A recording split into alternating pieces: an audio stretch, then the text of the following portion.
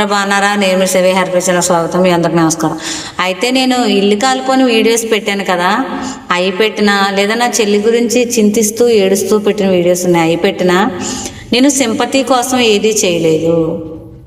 చాలామంది నన్ను చూసి కొందరు అపార్థం చేసుకుంటున్నారు.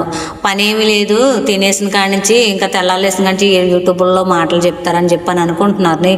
మీకు నేను ఏం చెప్పాలనుకుంటున్నానంటే, మనిషి చూడడానికి అందంగా ఉన్నంత మాత్రాన, అలంకరించుకున్నంత మాత్రాన, దేవుడిలాగా అని చెప్పినంత మాత్రాన వాళ్ళకి బాధలు లేవని కాదు.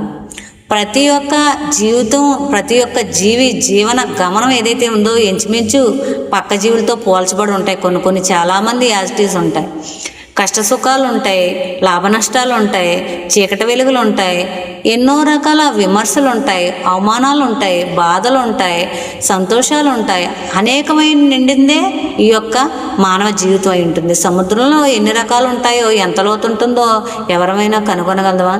మానవ జీవితమైనా అంతే. మానవ జీవితంలో మనం ఎన్ని రకాలు ఉన్నాయి అని మనం మననం చేస్తే మన వల్ల కాదు. ఎందుకంటే మనుష్యుడు ఆయుష్ తక్కువే, అనుభవాలు ఎక్కువ. మనుష్యుడు ఆరోగ్యం తక్కువే, ఆరాటం ఎక్కువే. మనిషి ఆశించింది ఎక్కువే, కానీ ఆశయాన్ని నిలబెట్టుకుని అన్నిటా జయాన్ని పొందింది తక్కువే. మనిషి ఆయుష్ స్వల్పంగా ఉంది కాబట్టే ఈశ్వరుడు ఏకో నారాయణ హరిహి అని చెప్పారు.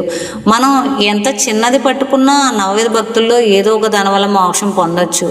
మీరు ఒకటే అనుకోండి, మనం యద్భావం తద్భవతి. మన భావం భగవద్ ధ్యానం కింద ఉందా లేదా అని చెప్పింది నేను స్మరణలో ఉంచుకుంటాను. అదే మీకు చెప్తా ఉంటాను, అదే మా సంతానానికి కూడా చెప్తా ఉంటాను.